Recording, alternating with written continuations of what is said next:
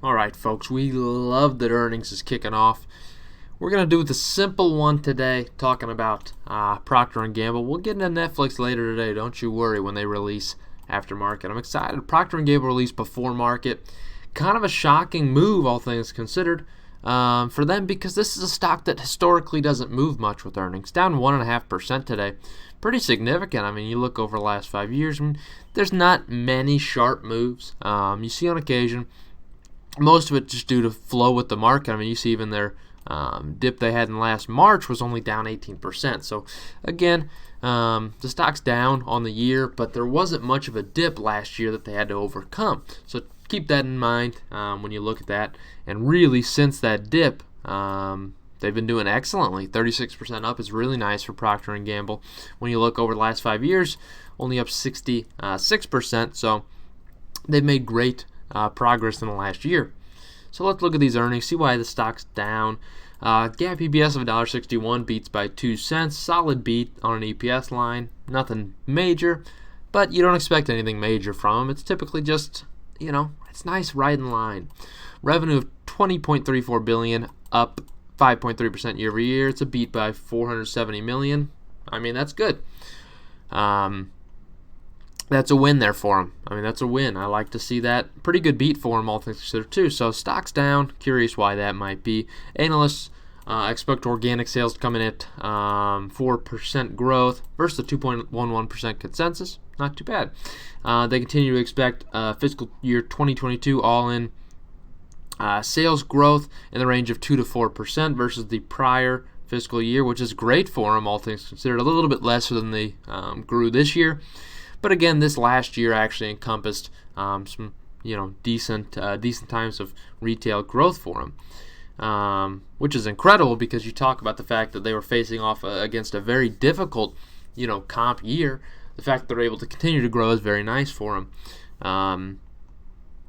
That's very nice. Current outlook, headwinds of $2.1 billion after tax. From higher commodity cost and additional $200 million after tax from higher freight costs. So again, supply chain is going to be impacting their EPS line. So keep that into consideration. Will represent a 90-cent per share headwind for the year in terms of EPS. So that's definitely a negative, and I think that could be what's driving the stock down. As we see lesser profitability potentially in the near future. Keep that in mind, as it's a possibility. So let's look at the press release, see some of the finer details, see what we can find. Decrease of 1% in terms of an EPS line year over year. Nothing crazy there. I mean, it's still very well flat, all things considered. Net sales, you see the growth here, 5% growth in the first quarter. Very nice to see. And EPS declined by 2 cents. Nothing terrible at all.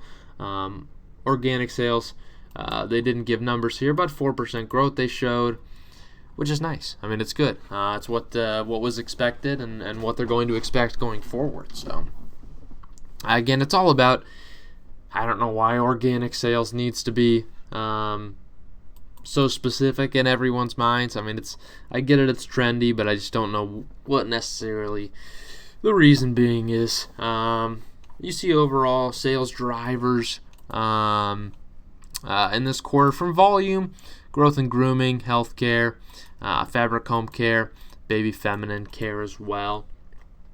Not too bad. Price grew on everything besides the baby and feminine and family care line. Not too bad at all. There's nothing crazy. It's all small, single-digit percentage points, less than 5% on everything nearly. So there's nothing crazy to talk about in that aspect.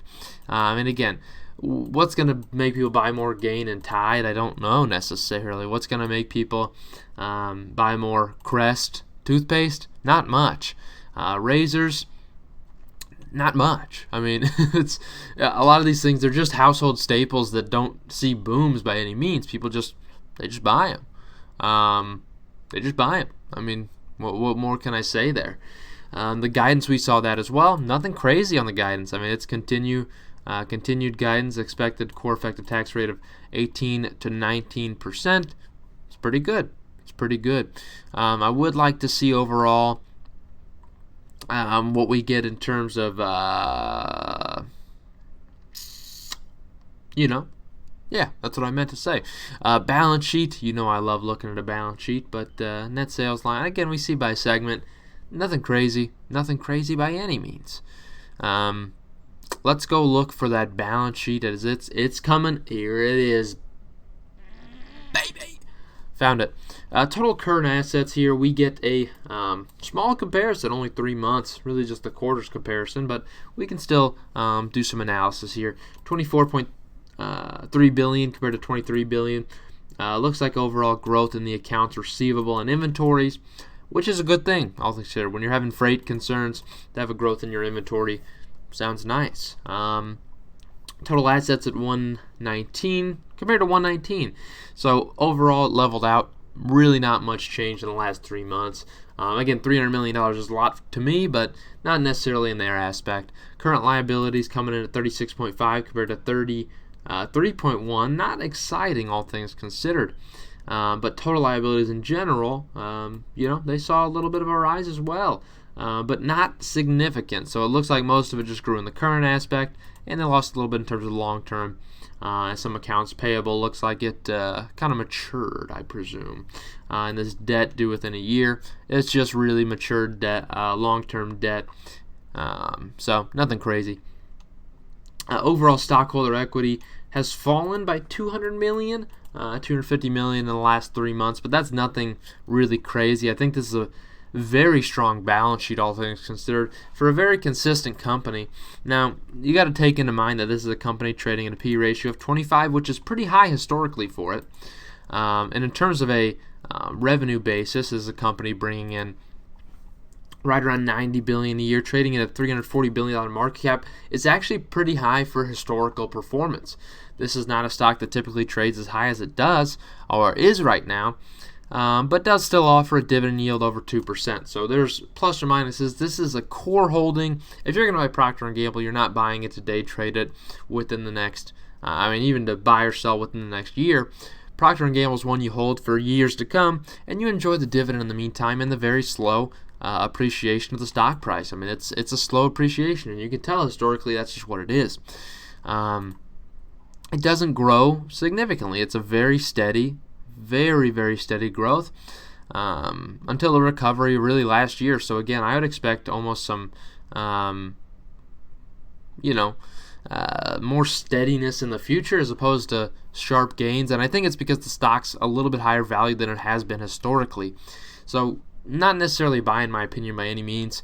It's not a bad thing to buy it at these levels. I just don't think you're going to get very far with these shares at these levels for the next few years. I think it's going to be a stagnant trading stock, and it's going to get back towards that 20 PE ratio, and market really the price to sales typically on this one's going to float around 2 to 3. So it's not a stock that trades super high, and it's because you don't have incredible sales growth. But it's a great company. Great thing to hold. That's what I got for you today. Hope you had a good one.